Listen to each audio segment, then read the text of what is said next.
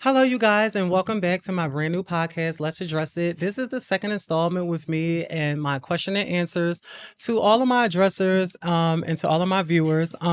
Where we left off is something that's really, really touching and something that I want to talk to all of my young trans girls about is the actual fooling trade. I remember it was two incidents that I want to talk about, but probably I only get a chance to talk about one because I'm running out of time, you guys. The reason why I stopped actually not telling guys what I was is because I remember it was an occasion. I remember me being in Chicago, Illinois. I remember me being at a club. It was called the Red Dragon. I remember me being in there by myself because I was on tour, grinding, making money.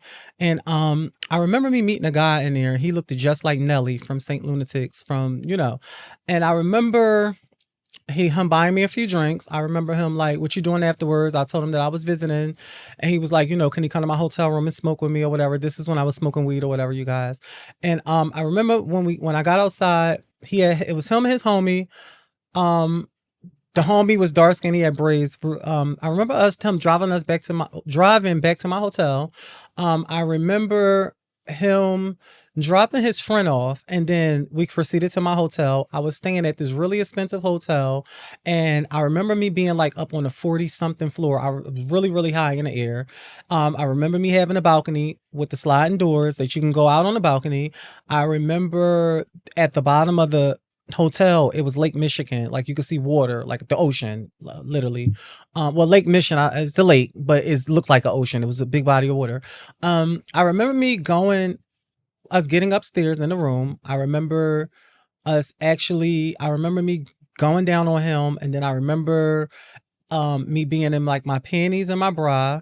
I remember him being naked, and I remember me, giving him fellatio, and then I remember him trying to take my panties off. And I was still tucked, I was still tucked up underneath, so it appeared like I had a vagina, but I just remember him trying to take them off, and I remember him being really aggressive with me, and I remember him like pushing me back on the bed, and I remember him trying to pull him down, and I remember me trying to pull him up like, "No, what are you doing?" He was like, "Why we can't do this? What you hiding?" And I remember this day like it was yesterday because that was the day my life flashed before my eyes.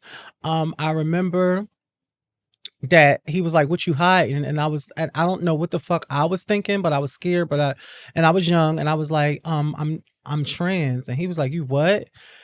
And I just remember him flipping out, like, really, you a fucking nigga, you a fucking man. And I remember me like, I didn't have a bra on at this point. I just had the thongs on with the strap that holds my, situation up. I had the strap that holds my situation up and the thongs on over top.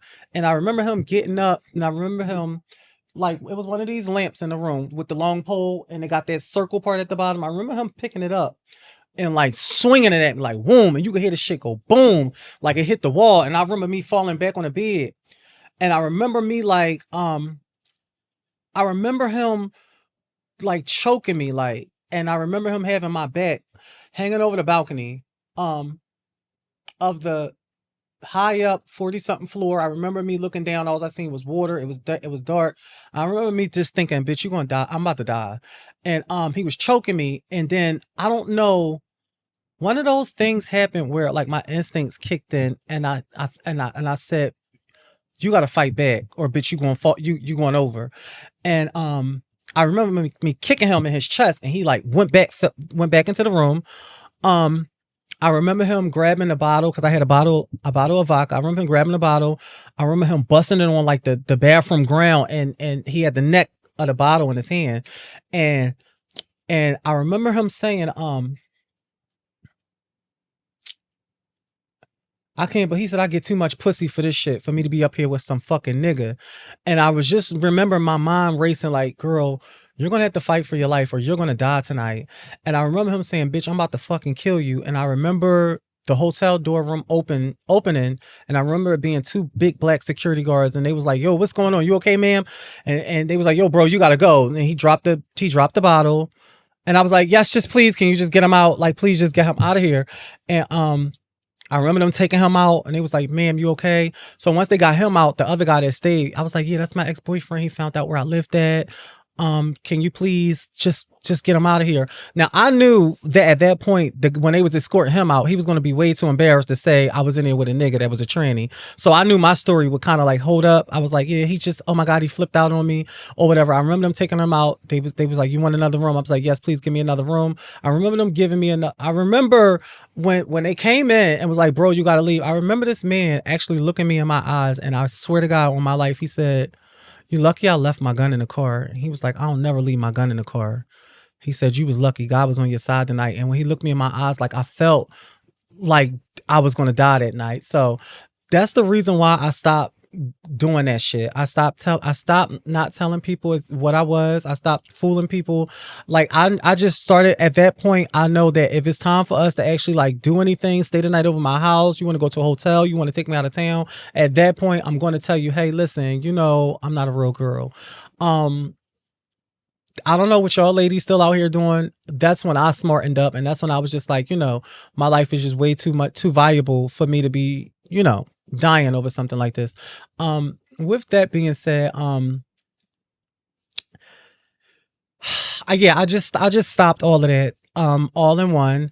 The next thing on the list, you guys, and I think this is going to be my final thing on the list, would be, I'm trying to think. The hoeing game and all of that stuff. I just want to say, ladies, just make sure that you are completely safe in what you're doing. Make sure that, you strap up. Make sure it's just so much other stuff I can just tell you all about, like with the trade and stuff like that. But I want to leave y'all with this. There's a lot of cisgender women that's out there that say this is the reason why we get killed. This is the reason why, because we be untruthful to people and we don't let them know what we are. When a lot of times, 9 times out of 10, a lot of guys know what they're getting themselves into. A lot of guys on a late night, I've had niggas that I've had to actually punch in their fucking mouth, because y'all know I'm a rough cookie. I've had people like around the hood, if I'm walking through, they be like, oh dear, so and so with that faggot shit, or did they go with y'all sitting over there with all that faggot gay shit, and it's like, you was just at my house 2 nights ago. Like, you understand what I'm saying? Like, I was just sucking your dick 2 nights ago. Like, for shit like that, I'm now punching you in your mouth because you're being disrespectful. And like, I don't understand, like, certain guys like that really have the most to say about trans girls openly and out loud.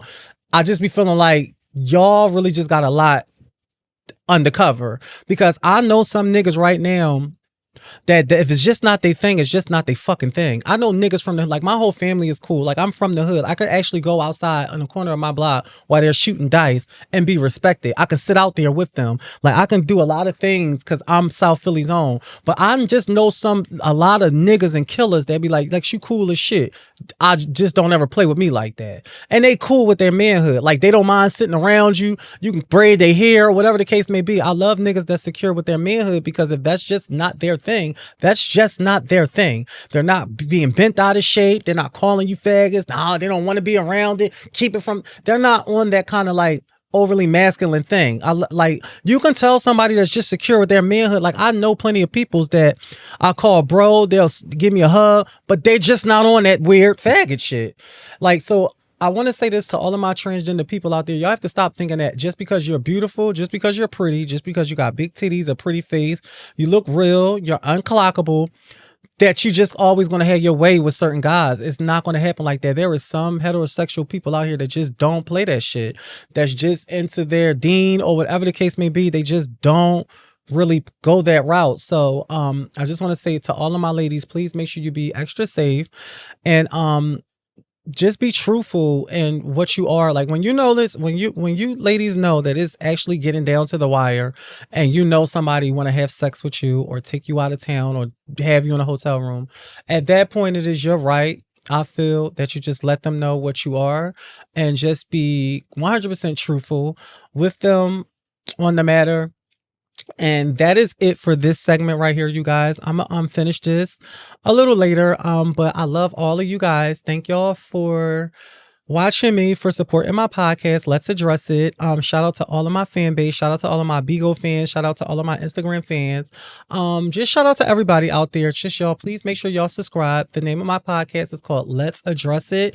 It is on my YouTube channel. It is on my Instagram at IAM_sexy Lexy. That is AM_SEXYLEXY. And my Facebook is Alexis Snow, ALEXIS Snow, SNO, not SNOW, just SNO. I love all of you guys. Thank you for watching me. Let's address it.